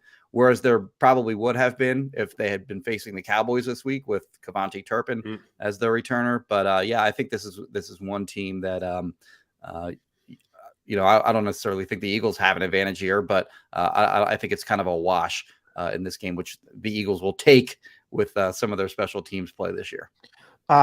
The most interesting matchup to me in this game, Jimmy, is Nick Bosa against the Eagles offensive tackles. Since he's gotten to San Francisco, he had the great rookie year. They went to the Super Bowl. Then he got injured. They had a difficult year. Then he came back. They made it to the NFC Championship game. And if it wasn't for our buddy Jaquaski Tart, maybe they go back to the Super Bowl again. That's right. And here they are in the championship game as well. To me, he's their Lane Johnson. When they're on the field, when he's on the field, the 49ers typically win. When Lane Johnson is on the field, the Eagles typically win. Yeah. Lane hasn't given up a sack since I think 1933 when the Eagles was founded. This guy's the best pass rusher in football. Who gets and Lane's not 100%, let's be honest. Yeah. Advantage anybody? They do different things with him, and he'll be on both sides. Yeah. Just this morning, I watched his 18.5 sacks this year. And I'm sorry, I just pulled something up on my phone here as I wrote about this morning. But I watched all those sacks. 6 of them came against backups. 4 of them came when he was unblocked. 3 of them, I determined they were like coverage sacks. 2 of them shouldn't have counted because one he was way offsides. The other one, he tripped the quarterback. He didn't the quarterback was trying to escape. He literally tripped him and they didn't call it. 2 were against rookies. And then 2 were against veteran starters. Okay. So the ones where he came unblocked, it sounds like I'm trying to diminish those, but his speed looping from the outside to the inside is kind of something to behold. I think their game plan against Nick Bosa isn't so much can Jordan Mailata and Lane Johnson handle this guy? It's can they make sure their scheme doesn't leave him unblocked? Because that happened often this year on a number of his sacks, again, with just things that the 49ers do up front to try to free him up. But in terms of a guy who's just, killing the offensive tackle opposite him, it happens, but he's often doing it against lesser talent. He's not doing that against guys like, I won't put Jordan Mailata way ahead of the guys that he's doing this to, but certainly I would with Lane Johnson. And he rushes from both sides, so he can, they can put him wherever they want to put him, and he's effective on each side. But I do think that his legendary status is maybe a little bit overstated. Overblown. Overstated. He's an awesome player. Don't get me wrong. He's got explosiveness. He's got speed.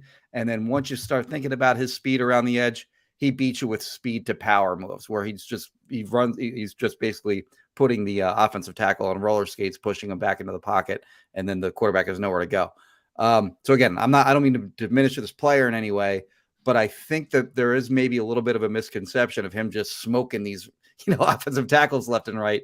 I think as long as you get him, matched up against Jordan Mailata and Lane Johnson, I think the Eagles will be fine. It's more just, can the 49ers scheme him up to get him free on rushes, because he doesn't miss when he gets an advantage like that. Speaking of scheming it up, how much game playing, stunting, and the like you think Gannon will do against this San Francisco offensive line? Because as good as Mailata and Johnson are, Williams is just as good at left tackle for the 49ers. Now, McGlinchey's not as good as either of the Eagle tackles. Mm-hmm. So if you're just going to compare 2 to 2, probably advantage Eagles. But Williams might be the top one of them all. Do they try and get something going to neutralize the fact that he might be the best left tackle in football? Yeah, I mean, they've done a lot of that with Hassan Reddick recently, like everything I just explained with Nick Bosa, where he's looping inside. They've done some of that with Hassan Reddick, and that's been effective. And man, Hassan Reddick is hot. Like he is absolutely tearing offensive tackles apart lately. And yeah, I think that's a matchup that is certainly harder this week against Mike McGlinchey than it was a week ago against Evan Neal, who was totally outclassed in that game. The interior of their offensive line is fine, but it's not, they don't have what the Eagles have in, Landon Dickerson, Jason Kelsey, Isaac Seumalo. Those three guys on the interior are just kind of guys. And I think that the Eagles can do some damage perhaps inside there with Javon Hargrave, with Fletcher Cox. Josh Sweat has been playing a little bit inside on obvious passing downs. Brandon Graham has done that for years, of course. So I think they can do some damage there. But yeah, there are matchups to be won. Obviously, Trent Williams is an absolute star at left tackle, and whoever you're putting out against him, if you can get anything from that side, then great. But you don't count on that, of course. But yeah, the Eagles are, if they're going to win against this offensive line, it's going to be on the interior or with Reddick against McGlinchey. All right. At Jimmy Kempski, I know you got to run. So last one from me, phillyboys.com. Make sure you read. Jimmy does a tremendous job. Just alleviated some of your concerns over Nick Bosa. I will say, skill position wise, obviously, this is probably the best group that the Eagles have seen from a defensive perspective. You have Christian McCaffrey, who's a headache, Deebo Samuel, manufacturer touch guy, Brandon Ayuk, big play threat down the field. George Kittle, we all know how good he is. Is some of that mitigated by the quarterback? Do you not have to be as concerned because, playmakers are at the mercy of the quarterback? Somebody's got to get him the football. I was blown away by how often the receivers were able to just get wide open, more so against the Seahawks in their wild card matchup than in the Dallas game. Over the weekend, they had a little more trouble getting open against that Dallas defense. But yeah, they're getting wide open for Brock Purdy, and a lot of that has to do with their effectiveness, in the run game. And when they do get open and they're in a position to get yards after the catch, that's what they do. I mean, this set of skill position players break tackles like no other skill position group in the NFL. And it starts with Deebo, and it continues through with Kittle and Ayuk, as you mentioned, and Christian McCaffrey may as well just be a receiver as well. Like in addition, him and Deebo are basically the same player. In my opinion, like Deebo can be a running back, McCaffrey can be a wide receiver, and their play styles are actually pretty similar. So if you're the Eagles, if you're going to give up some passes, and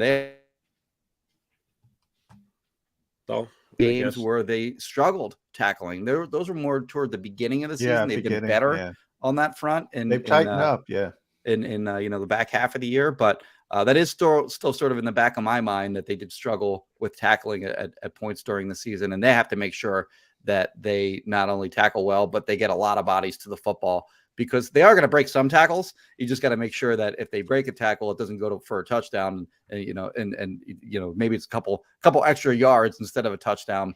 But they got to swarm to the football, can't give up on any play, against this team. You have to keep flowing to the football at all times, and make sure you get these guys on the ground, because that's where they kill you. Not necessarily, getting a lot of their damage is done after they have the ball in their hands, as opposed to the ball actually flying through the air to them. Tackling will be a key aspect in this game on Sunday. There's a novel idea in football. Tackling is key. Yes. Glad to see it. Jimmy, always glad to see you too, buddy. Thank you much for jumping in with us. Enjoy the game, and feel free to abuse McMullen in the press box on Sunday. All right, guys. Appreciate it. Thanks, Jimmy. That's Jimmy Kempski from Philly Voice here with us on Birds 365. All right, J-Mac coming back. We got to put a bow on the show here on Birds 365.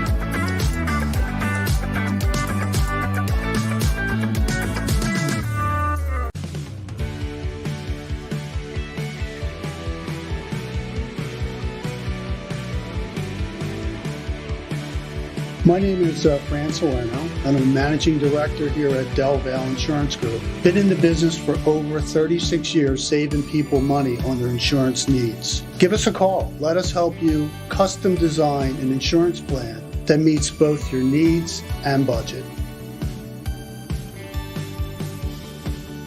Since 1977, it's always been about you, the community, at Rafferty Subaru. And through the Subaru Love Promise, we prove we care by supporting charities like So Good Now. So Good Now helps kids in under-resourced areas by connecting them with student athletes to serve as mentors. We remove barriers so athletes can help youth in the corners of our communities where light and love are needed most. When you choose Rafferty Subaru, you help organizations like So Good Now. It's all about you at Rafferty Subaru. Go for the beers, go for the cheers, go for the hit and the hits. Go for the scene. Go for the screens. Go for the gallery. Go for the win. Go to Ocean. We all know that taxes are just part of life. It's true during our working years, but also in retirement. But what you might not know is up to 85% of your Social Security benefits might be taxed. Our team at Thrive Financial has helped retire thousands of people across the Delaware Valley by asking questions they never knew they needed to ask, including how their Social Security benefits might be taxed. It's time to be proactive on taxes. Get your Thrive Retirement Tax Playbook today.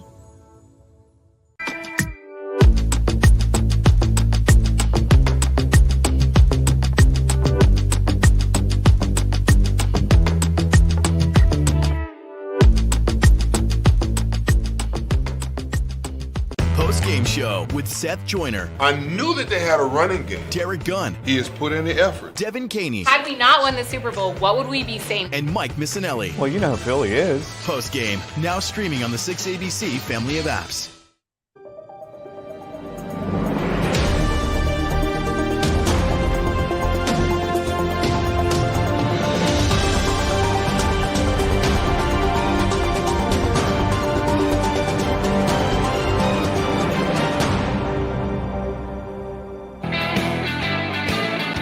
You got your Maga Mac guys here for our final segment. We got 2 more shows this week, tomorrow and Friday, before we get to the big game Sunday between the 49ers and the Eagles. John, I do want to get this one latest stat out there before we rock out of here, because a lot of time this week, certainly understandable. It happens every week in football, but the bigger the stakes, the bigger the conversation gets. The disrespect that's shown. Sometimes it just goes way the hell over the top, and people will slant numbers, squeeze numbers to help make their point that somehow the Eagles are disrespected. And I just don't see it here. The wagering outlet that I checked this morning, the favorite to win the championship as of right now, with 4 teams left, is the Philadelphia Eagles. It's close. Usually you don't have 4 teams this close when you get to this championship weekend. And it is, but the lead team is the Philadelphia Eagles. They're plus 240 to win a championship right now. The Bengals are plus 250. The Chiefs are plus 270, and that's with Mahomes with a questionable ankle. And the longest shot on the board is the 49ers at plus 330. So for those who like to play the disrespect card, the people are disrespect. The whole Eagles didn't play anybody. Well, now we're hearing the 49ers didn't play anybody either. Yeah. It's nobody ludicrous. plays. It's ridiculous. Yeah, nobody plays anybody. They get through an entire year, win the Super Bowl. They never played anybody. So hopefully that's the case for the Eagles. Yeah, I joked on Twitter. I said, can we just, stipulate everybody in the NFL is disrespected so we never have to talk about disrespect again? Who cares?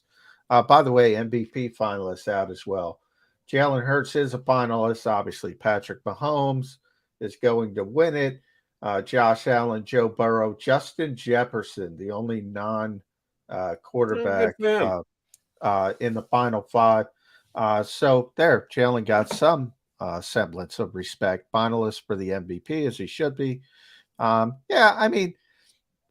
joked with Nick Sirianni earlier this season. I said, you're never the underdog. Why are you talking about being an underdog? They're not an underdog. They're the best team. They're the favorite team. They're playing at home. They should beat San Francisco. They're in a position to go to a Super Bowl. And, either way, you're going to have a Kansas City team with a hobbled quarterback because you're not getting a high ankle sprain fixed in that level of time anyway. Or you have a Cincinnati team that has significant offensive line issues that Buffalo was not able to take advantage of. Man, they don't put things on a tee in the NFL, but Eagles got a nice path, which I've continuously said. They have a nice path to where they want to go. And, oh, by the way, I think the only game they were an underdog all year was at Dallas, which they lost. And there was a reason that they were an underdog because Gardner Minshew was playing quarterback that day. Had Jalen Hurts been playing quarterback, I don't know if they would have been an underdog, but they've been a favorite every single game that they played this year. And they're a favorite again this week, 2.5-point choice over the 49ers. And I know I follow this stuff more closely than you do, but I appreciate your opinion. You think it's going to go to 3 before kickoff on Sunday? I was surprised it started out as low as it did. So yeah, I think it is. I think it's only if it's going one way, I think it's going up. Yeah, I agree there. Yeah. If it moves, it'll move in an Eagle direction. I don't think it'll be coming down to 2 points. I think it might go up more than anything else. All right, walk through Wednesday. You gonna get anything out of this today? Or not really. Well, Jalen Hurts is going to talk today, so I'm sure he'll get some Brock. Will he be forthright on how he's feeling? No, not from a health standpoint. You'll get the very short answers. Good enough is what Jalen will say from a health standpoint. I'm sure I'll get the Brock Purdy Iowa State questions. That was a 42-41 game. I think Brandon Graham is also going to be on the podium today because, again, things changed during the championship game. So fans will get to see Brandon Graham, maybe even a couple other players. Who knows? But, locker room access. So there should be a lot of news-worthy nuggets coming out today. Who played well last week against the Giants, and he's, again, because it's all in comparison with your teammates, Josh Sweat played well again, and he had the injury. He's had a great year, Josh Sweat. Last week, he had a great year. You're right. I'd like to hear from Josh Sweat. I know he's not a great talker. Tough week for Josh, though. Tough week. Trent Williams is. Right. He's the real deal, man. That's a first ballot Hall of Famer. If Josh asked JG, hey, can we do some of that? Yeah, can we flip? Thing? Can I flip? Yeah, can I do some? You don't think he's going to be able to pull that one off, Josh Sweat? Well, no, I think he does. He does, and I think, but you don't want to waste Hassan Reddick on Trent Williams. So I think if anything, it'll be a little less this week than it typically is because the Eagles do that. They flip sides, but they do it to sort of free up. Just what Jimmy was talking about with Nick Bosa, the Eagles try to free up Hassan Reddick as much as possible. So, look, nobody's perfect. Trent Williams makes bad plays like everybody else, but you got to be realistic as well. And that's one of the best left tackles who've ever played the game. So, agreed. You know, he's a guaranteed Hall of Famer. Just have to hope he doesn't give you a Hall of Fame performance this week. All right, J-Mac, have a good time. You're going down, not Zooming today, right? No, going down. Yeah. Big day. Big day. Wednesday. Nick Sirianni. It's going to be crowded. National people coming in. What will the Panda in Chief be wearing today? What will be his wardrobe? It'll be all Eagles related. Maybe he'll give a little love to Jalen Hurts. I'm going to go Jalen Hurts t-shirt. Okay. I'm going to go Jalen Hurts t-shirt. Maybe he continues his lifting of Jonathan Gannon and has some defense. He finished that. 16 stats he came armed with. Understood. I'm just suggesting it may pop up again in his attire. He's the two things we care about Nick Sirianni above and beyond what he says, what he's wearing. And I've never seen the JG shirt. I don't think people make JG shirts. The people that make those shirts tend not to like JG. Shame on them if that's the case. All right, brother, I will talk to you tomorrow. Mac and Mac, we'll be back here Thursday in 2 and 2. You've been listening to Birds 365, the destination for the passionate Eagles football fan who bleeds green. If it's Eagles football, we're talking about it. Debate inside the locker room and guests that are some of the greatest football minds from around the region. We hope you enjoyed the show. We know we had a blast. Make sure to like, comment, and subscribe, and we'll be back soon. But in the meantime, hook up with us on social media at JAKIB Sports. See you next time on Birds 365.